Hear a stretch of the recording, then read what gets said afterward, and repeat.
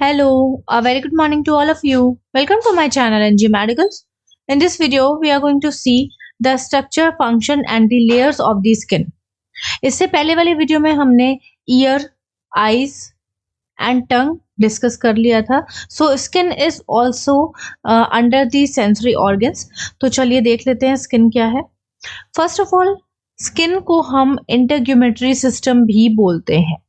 इंटीग्यूमेट्री means होता है envelope. Envelope जो कि एक कवर होता है. स्किन भी हमारे पूरी बॉडी की एक कवर है. दैट्स वाई हम उसे इंटीग्यूमेट्री सिस्टम के अंडर में पढ़ते हैं. ओके, इसके अलावा सेंस ऑर्गन है ये. क्योंकि ये हमें बताता है, टच फील कराता है, किस टाइप का टच हो रहा है, किस टाइप का फील आ रहा है, पेन हो रहा है कि नहीं हो रहा है, पेनफुल है या पेनलेस है. हर तरह का सेंसेशन हमें स्किन से पता चलता है. So it is under the sense organ. So skin की सारे लेयर्स, सारे टिश्यूज एक दूसरे से इंटरकनेक्टेड है, एक दूसरे से ज्वाइंट है और कंटिन्यूअस चलती चली जा रही है स्किन हमारी पूरी बॉडी के ऊपर. तो एक एनवेलप है, तो वो कंप्लीट एनवेलप तभी बनता है जब वो पूरी तरह से बंद हो, क्लोज हो. एक स्किन जो कि एक एनवेलप का जैसा काम करती है, वो भी हमारी पूरी बॉडी को एनक्लोज करती है, यानी कि कवर अप करती है. तो कवर अप वो तभी कर सकती है जब उसके पास कोई कनेक्टिव टिश्यूज हो. सो स्किन के पास कनेक्टिव टिश्यूज होते हैं. So you can say that it is made up of the connective tissues. इनके पास बहुत सारी ऐसी चीजें होती हैं जो कि स्किन के थ्रू ही अपने आप का ग्रोथ एंड डेवलपमेंट भी करते हैं. For example, hairs like structures, hair follicles जो कि हमारे स्किन के अंदर होते हैं, हमारे नेल्स जो कि हमारे स्किन के बाहर निकलते हैं with the help of the skin only. Then हमारे ग्लैंड्स वगैरह भी कुछ स्किन में होते हैं. 16% वेट बनाती है हमारी पूरी बॉडी का. सो हमारी पूरी बॉडी के आसपास पूरी बॉडी को कवर किया हुआ है स्किन ने, जो कि हमारी बॉडी का 16% वेट बनाती है. एंड ऑब्वियसली ये पूरी बॉडी में है, तो आप कह सकते हो skin is the largest organ. Normal thickness कितनी होती है? 0.5 to 3 मिलीमीटर.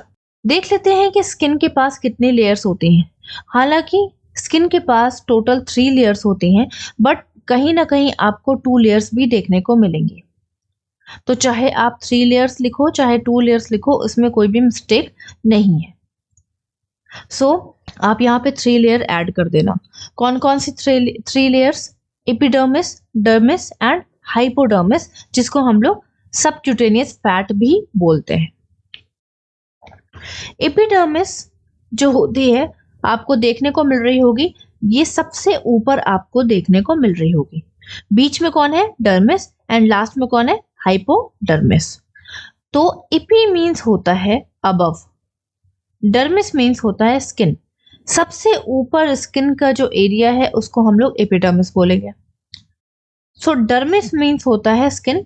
तो बीच वाली कौन सी है? सिर्फ डर्मिस. लास्ट वाली हाइपो. हाइपो मीन्स होता है बिलो, डर्मिस मीन्स स्किन. तो सबसे नीचे वाली स्किन को हम लोग हाइपोडर्मिस या सबक्यूटेनियस फैट भी बोलते हैं. तो चलिए पर्टिकुलर लेयर्स को हम सेपरेटली डिस्कस करने वाले हैं.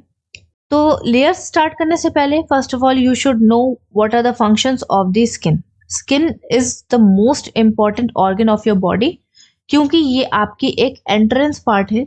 आप की कोई भी एक्सटर्नल चीज अगर आपकी बॉडी में जाना चाहे तो सबसे पहले स्किन ही उसे टच करती है. चलिए देख लेते हैं. फर्स्ट है प्रोटेक्शन. तो स्किन आपकी आउटसाइड वर्क करती है, इनसाइड भी वर्क करती है. तो जो आउटसाइड वाला एरिया है वो आपको प्रोटेक्ट कर रहा है. ऑब्वियस सी बात है कि बाहर का एरिया है तो एज अ बॉडीगार्ड फंक्शन करेगा. कोई भी बाहर से आएगी चीज तो सबसे पहले स्किन को पता चलेगी. स्किन आपकी ब्रेन को बताएगी, ब्रेन डिसाइड करेगा कि अंदर की बॉडी को क्या फंक्शन करना है. उस चीज को जो बाहर से एंटर कर रही है उस चीज को किल करना है या नहीं किल करना है. तो एक तरह से देखा जाए तो फर्स्ट रिस्पॉन्डर कौन है? आपकी स्किन. इसके अलावा यूवी रेज या यूवी लाइट या सनलाइट से भी प्रोटेक्ट करती है। आपको पता होगा बहुत ज़्यादा सनलाइट में एक्सपोज होने से या बहुत ज़्यादा रेडिएशन की लाइट में या यूवी राइज लाइट में एक्सपोज होने से आपको कैंसर हो सकता है, स्किन का कैंसर। वो इसलिए क्योंकि बहुत ज़्यादा लाइट पड़ने की वजह से आपके जो स्किन के सेल्स होते हैं, उनके अंदर म्यूटेशन यानी कि एब्नॉर्मल चेंजेस आने लगते हैं और आपके सेल्स के अंदर जो जीन होते हैं, स्पेशली जो कैंसर को रोकने वाले जीन होते हैं, अगर उनके अंदर कोई चेंजेस आ गए तो आपके अंदर कैंसर होने के चांसेस बढ़ जाते हैं। कौन से वो 2 जीन हैं जो कि आपके अंदर कैंसर को रोकने का काम करते हैं? ब्रेका BRCA, ब्रेका 1 एंड ब्रेका 2, ठीक है। ब्रेका 1 और ब्रेका 2 2 तरह के जीन होते हैं जो कि एब्नॉर्मल सेल्स को मारने का और उनको रोकने का काम करते हैं, ठीक है। अगर यूवी लाइट या ज्यादा सनलाइट के एक्सपोजर में आपकी स्किन आती है तो उनके सेल्स के अंदर एब्नॉर्मल चेंजेस होने लगते हैं और ब्रेका 1 और ब्रेका 2 में कोई भी एब्नॉर्मल चेंजेस का मतलब ये है कि वो आगे एब्नॉर्मल सेल्स की ग्रोथ को नहीं रोक पाएंगे। सो जैसा कि आप अपने अंदर देखते होंगे, कभी कुछ एक्स्ट्रा सेल्स आपको पता चलते होंगे। आपके जो तिल होता है, मोल, वो भी या आपका जो मस्सा होता है वो भी एक तरह का एक्स्ट्रा टिश्यू होता है। Extra formation of the tissues होते हैं, बट वो हार्मफुल नहीं होते। समझ गए?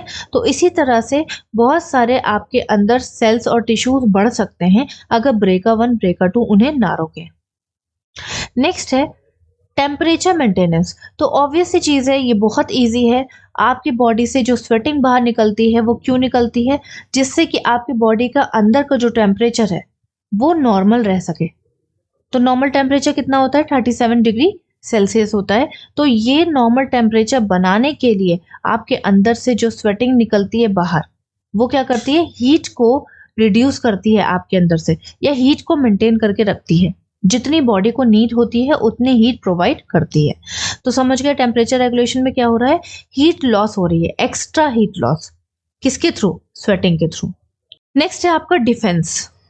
किस चीज का डिफेंस? फर्स्ट लाइन डिफेंस करती है। कोई भी माइक्रो ऑर्गेनिजम्स एंटर नहीं कर सकता ऐसे इजिली। आपका कोई भी माइक्रो ऑर्गेनिजम्स आपके स्किन पे आकर के बैठ गया, देन वो आपके स्किन के होल्स या पोर्स से अंदर जाने का ट्राई किया, तब क्या होता है? स्किन तुरंत ही क्या करती है? आपके ब्रेन को बताती है कि कोई माइक्रो ऑर्गेनिज्म अंदर आ रहा है। ब्रेन मैसेज रिपीट करता है कि उसको किल कर दो। स्किन के अंदर बहुत सारे WBCs भी होते हैं, वाइट ब्लड सेल्स भी होते हैं, ये टाइप ऑफ इम्यून सेल्स भी होते हैं, ठीक है। ये इम्यून सेल्स उस माइक्रो ऑर्गेनिज्म को किल कर देते हैं। तो हुआ ना फर्स्ट लाइन आपका डिफेंस, पहले ही उसने किल कर दिया और अंदर के ऑर्गन्स तक नहीं जाने दिया। नेक्स्ट आ जाते हैं फंक्शन आपका स्टोरेज।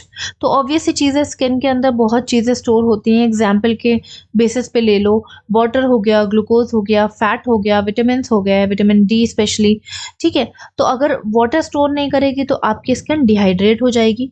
ग्लूकोज स्टोर नहीं करेगी तो आपके अंदर एनर्जी नहीं मिलेगी। फैट स्टोर नहीं करेगी तो आगे फर्दर यूटिलाइजेशन या फर्दर एनर्जी नहीं मिलेगी। देन विटामिन D स्टोर नहीं करेगी तो आपका जो कैल्शियम आप लेते हो अंदर वो यूटिलाइज नहीं हो पाएगा, क्योंकि विटामिन D हेल्प करता है कैल्शियम को बॉडी के अंदर यूटिलाइज कराने के लिए, और बॉडी उसको यूटिलाइज करके आपकी बोन्स उससे हेल्दी हो जाती हैं। आपकी मसल्स विटामिन D हेल्दी करता है। मान लो विटामिन D नहीं है इनफ आपके अंदर, ज़्यादा इनफ नहीं है अंदर, और आपके मसल्स वीकनेस हो जाती है, तो कार्डियक मसल अगर वीक हो जाएंगी, यानी कि हार्ट की जो मसल है वो अगर वीक हो जाएंगी, तो हार्ट क्या करेगा? स्लो फंक्शन करेगा और हार्ट अटैक भी आ सकता है। नेक्स्ट है आपका sense organ. So work as a sense organ, ये मैं आपको स्टार्टिंग में ही बता चुकी हूँ कि फीलिंग टच की, किस टाइप का टच हो रहा है, गुड टच है कि बैड टच है कि पेनफुल टच है कि आपको वो टच ठीक लग रहा है, आपकी मदर टच कर रहे हैं या कोई स्ट्रेंजर टच कर रहा है। ये सारी जो फीलिंग है, ये जितनी भी है, सारा सेंसेशन वो आपको कहाँ से मिल रहा है? सेंस ऑर्गन यानी कि स्किन से पता चल रहा है। नेक्स्ट है प्रोवाइड फिजिकल अपीयरेंस। 6 नंबर पे देखो, प्रोवाइड फिजिकल अपीयरेंस। आपकी बॉडी का जो फिजिक है, जो आपका बॉडी आपको जैसे दिख रही है, आप अपने आप को मिरर में देखते हो, बहुत सारे कॉस्मेटिक्स यूज करते हो अपनी स्किन को ग्लो कराने के लिए, तो एक तरह से आपकी अपीयरेंस को मेंटेन कर रही है। वही अगर आपकी स्किन बर्न हो जाए किसी एक एरिया की, मान लीजिए आपका हाथ जल गया, तो आपकी हैंड की जो फिजिकल अपीयरेंस है वो अच्छी नहीं दिखेगी। ठीक है, तो एक तरह से फिजिकल अपीयरेंस भी मेंटेन कर रही है। नेक्स्ट है एक्सक्रीशन, बाहर निकालती है। सिर्फ स्वेटिंग नहीं, स्वेटिंग के साथ बहुत सारी चीजें, अननेसेसरी चीजें बाहर निकालती है। फॉर एग्जाम्पल सोडियम क्लोराइड, जिसको शॉर्ट फॉर्म में मैंने NaCl लिख दिया है। साथ ही साथ यूरिया जैसी चीजें जो कि बॉडी के लिए हार्मफुल होती हैं और किडनी के थ्रू बाहर निकलती हैं। कभी कदार किडनी स्लो फंक्शन कर रही है या किडनी का फंक्शन बिल्कुल ही डिक्रीज हो गया है, तो उसकी अननेसेसरी चीजें कहाँ से बाहर निकलेंगी? आपकी स्वेटिंग के थ्रू स्किन से बाहर निकलेंगी। अगर ये स्किन इसको बाहर ना निकाले तो आपके अंदर टॉक्सिसिटी बढ़ जाएगी और ऑक्सीजन लेवल कम हो जाएगा और टॉक्सिक सब्सटेंस बढ़ जाएंगे और आपकी सेल डेथ होने लगेगी। नेक्स्ट है प्रोडक्शन। किसका प्रोडक्शन? विटामिन डी का भी प्रोडक्शन स्किन कराती है। तो विटामिन डी का जो इंपॉर्टेंस है वो मैं आपको बता चुकी हूँ। नेक्स्ट है ब्लड रिपेयर। मान लो आप एनीमिक हो बहुत ज्यादा और आपके हार्ट तक इनफ ब्लड नहीं जा रहा है, तो स्किन क्या करती है? कंट्रीब्यूट कर देती है, अपना ब्लड जो है वो सर्कुलेशन में डालना स्टार्ट कर देती है। तभी आपको स्किन कैसी दिखने लगती है? पेल, हल्की येलोइश दिखने लगती है, या आपके फेस हल्का सा कह सकते हैं कि पिंकिश ना दिख करके पेल दिखने लगता है। क्यों? क्योंकि जब आपके अंदर ब्लड की कमी होती है तो स्किन जो है वो अपना ब्लड अंदर सर्कुलेशन में देने लगती है, जिससे कि हार्ट को इनफ ब्लड मिले और आपको हार्ट अटैक ना आए। Next, promoting the health. Health को प्रमोट कर रही है ऑब्वियसली, जब वो इतने सारे इंपॉर्टेंट फंक्शन कर रही है तो वो आपकी हेल्थ को भी प्रमोट करके रख रही है। नेक्स्ट है लेयर्स ऑफ द स्किन। तो skin is having like 3 main layers, जो कि मैं आपको पहले ही बता चुकी हूँ। एपिडर्मिस, बीच वाली dermis, and the last one is hypodermis. So चलिए देख लेते हैं एपिडर्मिस क्या है। तो मैंने आपको बता दिया कि एपी मीन्स होता है above, dermis means skin. Skin का सबसे ऊपरी हिस्सा दैट इज एपिडर्मिस। तो ऊपरी हिस्सा है तो आउटर मोस्ट लेयर आप इसे बोल सकते हो। ये मोस्टली डेड सेल से मिलके बनती है। तो कभी आपने नोटिस किया है कि जब कभी कभी आपकी स्किन पील होने लगती है, ईयर में एक बार, साल में एक बार आपकी पुरानी स्किन निकल जाती है, न्यू स्किन आती है। ठीक है, तो आपकी जो डेड स्किन होती है, एपिडर्मिस का ऊपरी हिस्सा, ठीक है, वो क्या होता है? वो पील ऑफ होने लगता है। साथ ही साथ कभी कदार आपने देखा होगा कि कट लग गया लेकिन ब्लीडिंग नहीं निकली। क्यों? क्योंकि वो आपकी डेड स्किन कट हुई होती है और उसके अंदर ब्लड सप्लाई नहीं होती। नेक्स्ट, हैविंग माइटोसिस प्रोसेस, यानी कि सेल डिवीजन का प्रोसेस एपिडर्मिस कराती है। एपिडर्मिस के ऊपरी हिस्से में अपर पोर्शन में सेल डिवीजन कभी नहीं होता। एपिडर्मिस के सबसे लास्ट पोर्शन में सेल डिवीजन होता है। फॉर एग्जाम्पल, अगर एपिडर्मिस इतनी बड़ी है तो इस वाले एरिया में सेल डिवीजन होगा, इस वाले एरिया में कभी भी सेल डिवीजन नहीं होगा। तो नया सेल कौन बनाता है? एपिडर्मिस की बेसमेंट लेयर नए सेल्स बनाती है।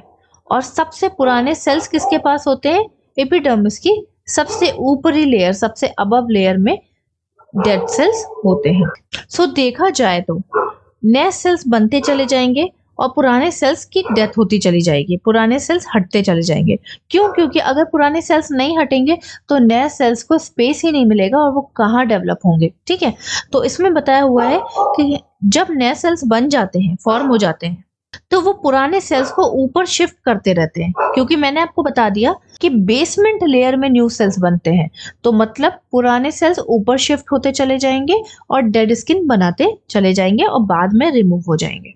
तो ये मैंने आपको बता दिया है।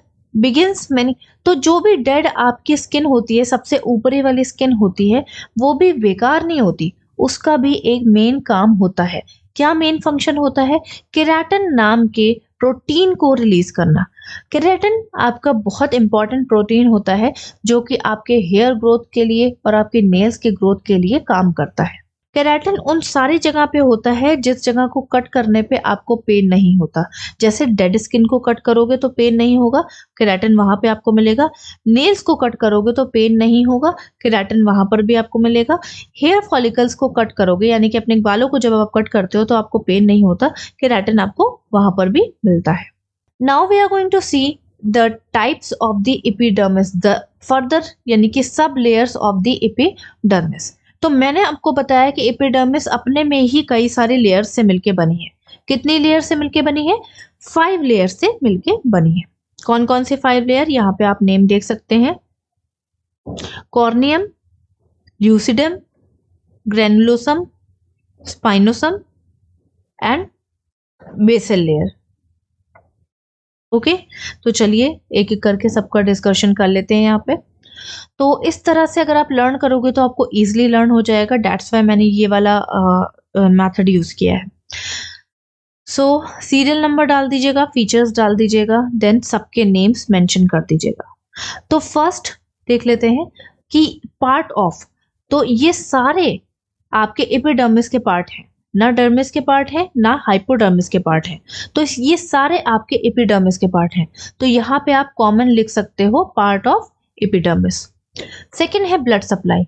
तो मैंने आपको बता दिया कि सबसे नीचे वाली जो लेयर होती है, सबसे बेसल लेयर होती है, उसी के पास सबसे ज्यादा ब्लड सप्लाई होती है। क्यों उसके पास सबसे ज्यादा ब्लड सप्लाई होती है? क्योंकि वो क्या कर रही है? सेल डिवीजन वाला काम कर रही है, सेल्स, नए सेल्स को बनाने का काम कर रही है। और जो जैसे जैसे नए सेल्स बनते रहते हैं, पुराने सेल्स ऊपर शिफ्ट होते रहते हैं और एट लास्ट क्या होता है? पुराने सेल्स की डेथ हो जाती है। क्यों? क्योंकि उनके पास कोई ब्लड सप्लाई नहीं होती। इससे आपको क्या पता चलता है? इससे आपको ये पता चलता है कि स्ट्रेटम कॉर्नियम के पास ब्लड सप्लाई नहीं होती। क्यों? क्योंकि उनके पास डेड सेल्स की लेयर होती है। बस इसके बाद लेस करते चले जाओ।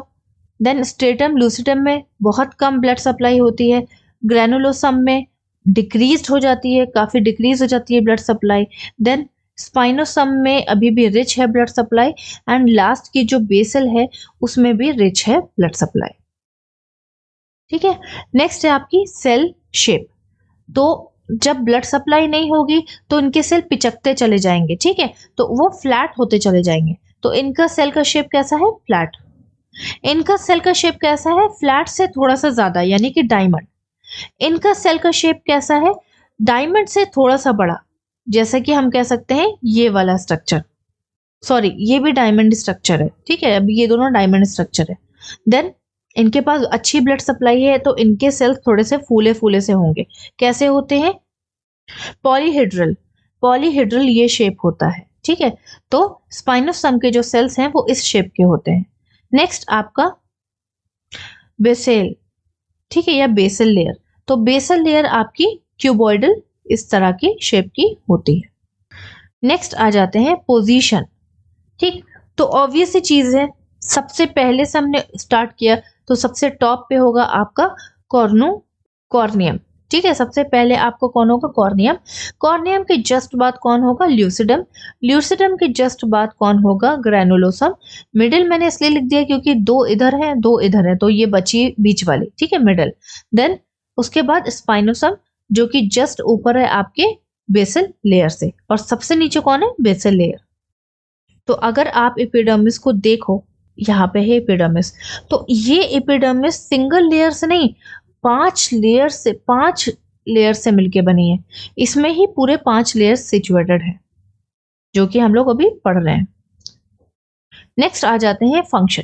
तो सबसे पहले सबसे ऊपर वाली लेयर क्या कर रही है? बैरियर फंक्शन कर रही है। क्यों? क्योंकि सब माइक्रो ऑर्गेनिजम्स की एंट्री से प्रिवेंट कर रही है। दूसरी प्रोटेक्शन का काम कर रही है, ठीक, सपोर्ट कर रही है इस वाली लेयर को और प्रोटेक्शन का काम कर रही है।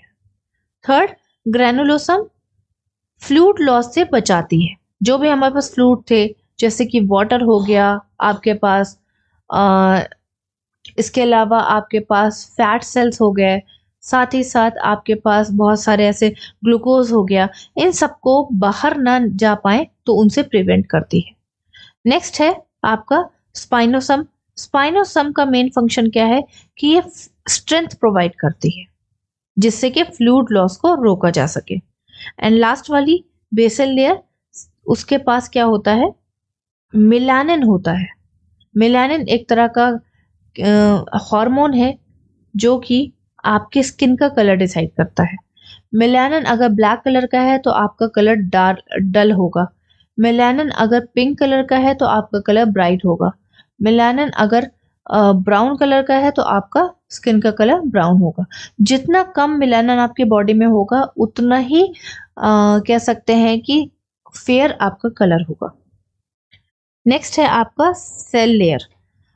तो सेल लेयर आप बस देख लो, 10 से 3 लेयर की आपकी स्ट्रेटम कॉर्नुम होती है। ल्यूसिडम आपकी 2 से 3 लेयर में खत्म हो जाती है। देन ग्रेनुलोसम 3 से 5 लेयर में ही उसका एंड हो जाता है। देन स्पाइनोसम 8 से 10 लेयर की होती है और लास्ट की जो लेयर है वो सिर्फ 5 लेयर्स की होती है। नेक्स्ट है इनके पास क्या होता है, हैविंग, इन सब के पास लिंगरहांस सेल होते हैं। लिंगरहांस सेल आप कह सकते हो इम्यून सेल्स होते हैं एक तरह के, और वो आपके स्किन को प्रोटेक्ट करके रखते हैं माइक्रो ऑर्गेनिज्म से। इसके अलावा स्ट्रेटम स्पाइनोसम के पास लिंगरहांस सेल्स के अलावा क्या होता है, इनके पास मेलाटोनिन होता है, मेलानिन होता है जो कि मेलानोसाइट सेल से बनता है। तो मेलानिन का फंक्शन मैंने आपको अभी बता दिया। नेक्स्ट बेसल लेयर के पास और क्या होता है, मार्कल सेल्स होते हैं। ये देखो ये है मार्कल सेल्स। मार्कल सेल्स का मेन काम क्या है, सेंसेशन प्रोवाइड करना, फील प्रोवाइड करना। ठीक है, किस तरह का सेंसेशन हो रहा है बॉडी में वो बताते हैं आपके मार्कल सेल्स। साथ ही साथ इनके पास मेलानिन होता है। इसके अलावा इनके पास लिंगरहांस सेल्स भी होते हैं। नेक्स्ट है आपके पास ये क्या बनाते हैं, तो ये जो सबसे लास्ट ऊपर वाली लेयर है कॉर्नुम, वो आपकी डेड सेल्स बनाती है, डेड स्किन बनाती है। बाकी जो लास्ट वाली है वो आपके न्यू सेल्स बनाती है। सिंपल सी चीज है, फर्स्ट वाली डेड सेल बनाती है, लास्ट वाली न्यू सेल बनाती है, और बीच के जितने भी हैं वो सेल्स की जो लेयर है उसको अपर शिफ्ट करते रहते हैं। सो ये था हमारा एपिडर्मिस। नेक्स्ट देख लेते हैं डर्मिस, जो कि हमारी बीच वाली लेयर थी। ये जस्ट एपिडर्मिस के नीचे होती है, ऑब्वियस सी बात है। ठीक है, साथ ही साथ ये क्या कर रही है, स्ट्रेटम बिसेल के साथ अपना कॉम्बिनेशन बना रही है। ठीक, स्ट्रेटम बिसेले कौन होती है, आपकी एपिडर्मिस की सबसे नीचे वाली लेयर थी स्ट्रेटम बिसेले। मान लो ये इतनी आपकी एपिडर्मिस है तो ये लास्ट वाली ये जो आप लेयर देख रहे हो यही आपके स्ट्रेटम बिसेले है। तो डर्मिस जो है स्ट्रेटम बिसेले से डायरेक्ट कांटेक्ट में रहती है। साथ ही साथ इसकी थिकनेस कितनी होती है, 1 से 2 मिलीमीटर। कौन से टिश्यूज इसमें पाए जाते हैं, डेंस कनेक्टिव टिश्यूज इसमें पाए जाते हैं। अब इनका मेन काम क्या है, इनके पास बहुत सारी चीजें होती हैं, जैसे कि मसल सेल्स होते हैं। यहाँ पे कहीं पे मसल सेल्स आपको देखने को मिल जाएंगे। मसल सेल्स क्यों सिचुएटेड होते हैं, जब आपके रोंगटे खड़े हो जाते हैं या तो डर से या तो ठंड से, किसी भी चीज से, आपने ध्यान दिया होगा, इसको हम लोग गूज बम कहते हैं, यानी कि आपके रोंगटे खड़े हो गए। ये क्यों हो रहे हैं, क्योंकि जब स्किन की जो मसल्स हैं वो अपने आप को सिकोड़ेंगी, यानी कि कॉन्ट्रैक्ट करेंगी, रिलैक्सेशन से हट जाएंगी, तब आपके जो हेयर्स फॉलिकल्स होते हैं, ये जो हेयर बाहर निकले हुए हैं, ये पुल होते हैं, खिंच जाते हैं। अब देखो यहाँ पे एक हेयर है, मान लो एग्जाम्पल ले लेते हैं, और ये एक हेयर है। इन दोनों के बीच में ये वाली मसल है, इन दोनों के बीच में ये एक मसल मैंने अटैच कर दी।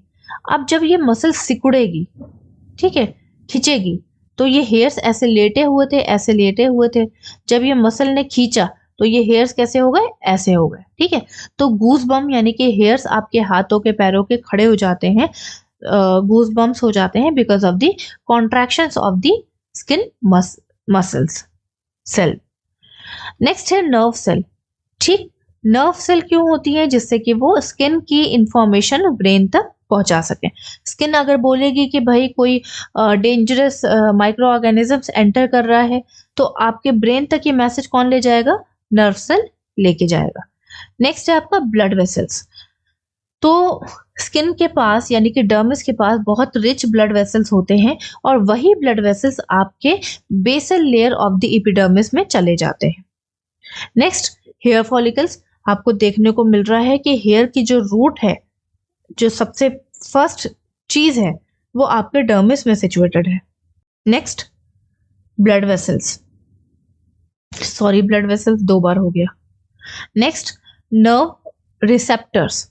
देखो, नर्व रिसेप्टर्स एक तरह के कह सकते हैं सेल्स होते हैं जो कि स्किन के ऊपर थर्मो नर्व रिसेप्टर्स पाए जाते हैं। थर्मो मीन्स होता है टेम्परेचर, टेम्परेचर वाले नर्व रिसेप्टर्स पाए जाते हैं।